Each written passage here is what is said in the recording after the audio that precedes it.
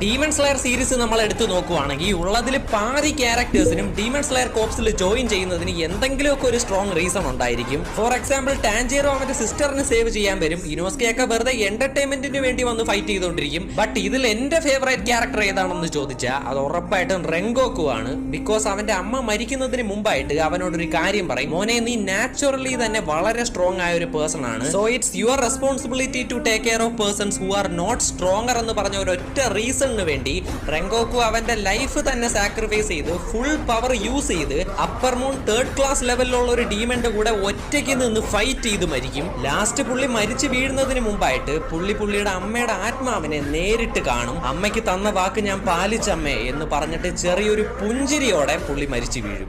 എന്തോന്ന് ക്യാരക്ടർ അല്ലേ ഗൈസ്.